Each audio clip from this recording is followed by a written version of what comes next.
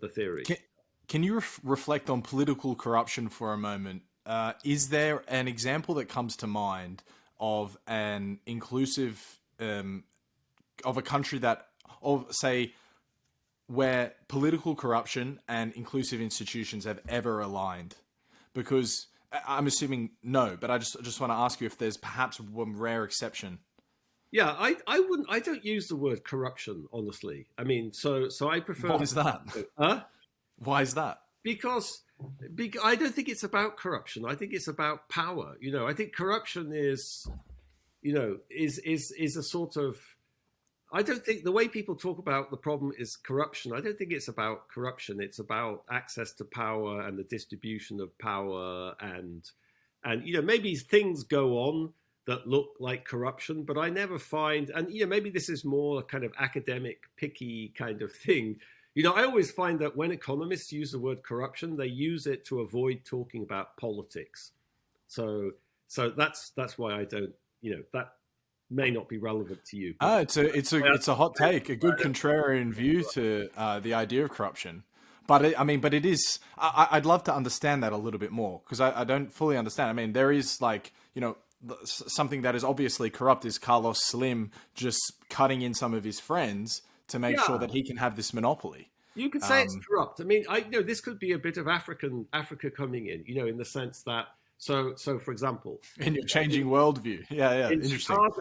Chicago, if I got a job, working for the mayor, and there's a lot of there's a lot of corruption in Chicago, by the way. Yeah. And I got a job working for the mayor, and I used that to kind of hire, my family or something. That would be called corruption. You're misusing public resources for some private objective. But in Africa, if you get a job working in the government in Congo, like the ethical situation is completely different. Here it would be unethical to use your position to help your family. In Congo, it would be unethical if you didn't help your family. Okay, you have all these people who are reliant on you. You have an opportunity to benefit, your network or your relatives or your extended kin group or something. The moral situation, I'm quite serious about this. The moral situation is completely different. You're violating the moral kind of order if you don't take advantage of that opportunity to help people, and I've seen that, and that's for real, So I think it's just a very different moral order, if you want my honest opinion. So sure, you can call that corruption if you like, but that doesn't really help. Then let's look at the spectrum of corruption. Then, for example, if you go into Chicago politics and grease a few of your friends' palms, sure, that's manageable, small corruption. What about if you rise to become the president and now all of a sudden you're just putting 50% of the tax revenue into your private Swiss account? That's crazy corruption that's going to start stifling your entire economy. Surely the morals change there because you're still doing it, by your rationale, you're still doing it to benefit your family because that's the right thing to do.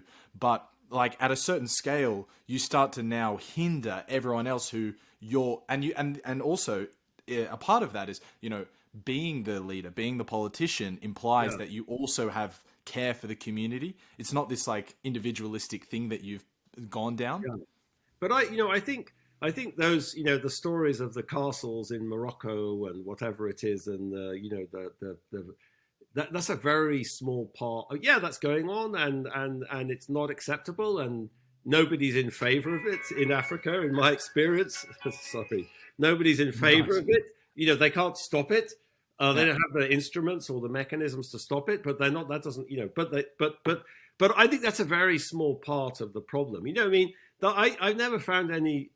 What people will tell you in Congo, for example, is that President Mobutu, he basically squandered his entire fortune. Just kind of. It all goes out. It's like it just comes in and then it goes out again because you're endlessly trying to sort of make friends with people and build alliances and get supporters. And so there's a lot of redistribution. So I know these stories about the castles in Morocco are very kind of, they're fun and everything. And it just seems like terribly predatory and but I think that's a very small part of the problem in these countries. So maybe that goes into inform our sort of survivorship bias of what the idea of corruption is. Yeah. when in fact it's actually a tiny minutia, but because that's like the, I don't know, the exciting bit of corruption, it becomes the story that everyone knows about. But in fact, let's speak even about Mexico specifically.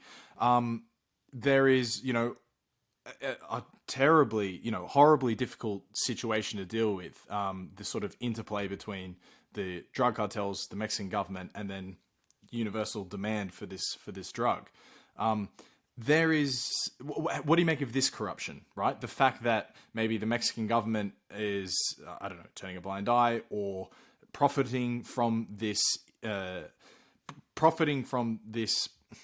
like this thing that's grown out of their economy because of basically where they are almost geographically. I'm not sure what I'm trying to ask you. I guess I'm just maybe being a bit pedantic, trying to get more out of this corruption idea from you, because I've never heard the idea of that. Maybe, oh well, corruption, it's all about institutions.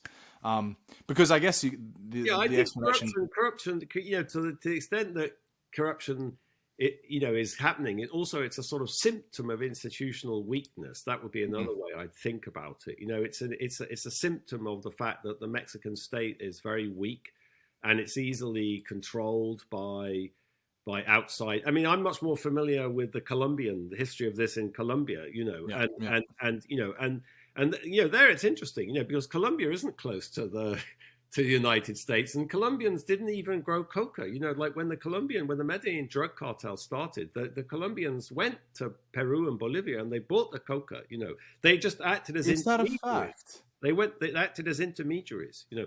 And I've always been under the impression that the coca was the Colombian slice of the Amazon. No. They brought it. They brought it. Okay. They brought it because they realized it was easier to control it in Colombia. You know, why is it easier to control it in Colombia? Because in Colombia, the government doesn't run half the country. Yeah. Half the country is a sort of vacuum of authority. So if you want to build, you know, Tranquilandia, which was the first big coca plantation or Rodriguez Gacha built, you know, and he built like this thousands of hectares of coca, like with an airfield, so they could ship it to the United States. Who noticed? You know, no one noticed. The government didn't. No one paid any attention. Insane, isn't it? So I think that's like the Colombians. You know, Colombians took over the industry just because institutions were so weak and there was this massive vacuum of authority. And there's also this certain kind of entrepreneurial aspect to Colombian society, which you don't have less so in Bolivia and Peru. Sure, so there was some sort of sociological thing, you know, and then the Colombians, that sort of collapsed in Colombia and it moved to Mexico. But I think much of that is for similar reasons, that the state is very weak, and you know the authority of the state is very weak. Yeah, it's closer to the markets in Mexico, but that didn't matter when the Colombians were in action. You know, so I mean, again, I would say, yeah, obviously there's this sort of underlying factor. You know, like why is it that institutions are incredibly weak in the Central African Republic? You know, so why doesn't coca growing move to the Central African Republic? Well, it's far from the market, and you know, and it's complicated logistically and whatever. You know, so you need some human capital and submarines and airplanes, and you know, they don't have that in the Central African Republic. So there are reasons why it's in Colombia or Mexico, but it's also a weakness of the American state in some sense. That like all of this stuff ends up on the street being sold. You know, like and that's exactly what I wanted to get to. I don't really understand why the US is so ineffective at stopping this. You know. Well, obviously, because of your experience in Colombia, I'm sure in conversations, drugs is always rather a dominant theme. At least I'm sure it was in the early 2000s, maybe not so anymore.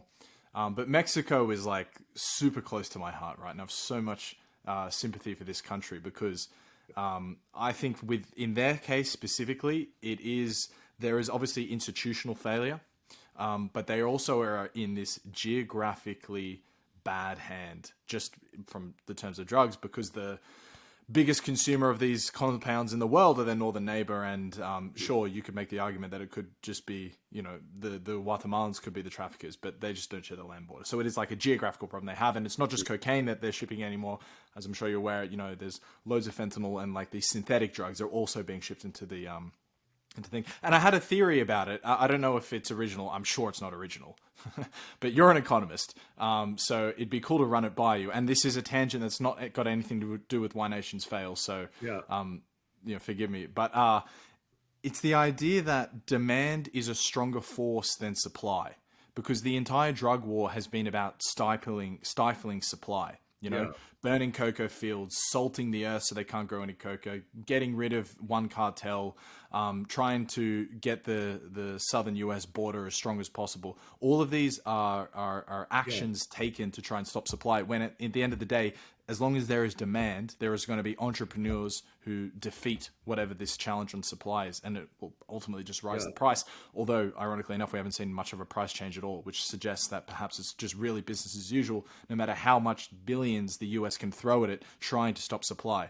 And so it's a very complicated issue, one which everyone has to be sympathetic to Mexico for, because, it's Europeans, Americans, they're buying this shitty drug, which does nothing for them, which is ultimately just laid in blood. Yeah, and then the US should understand that, because if you go back to the history of prohibition, for example, exactly the same thing exactly the same, which is that there's just created this enormous illegal supply of alcohol, but the difference between, and then, and they got rid of it after what, like 12 years or something. But the difference, of course, between prohibition and this is that in prohibition, all the misery and violence was in the United States, whereas here the misery and violence is in Mexico.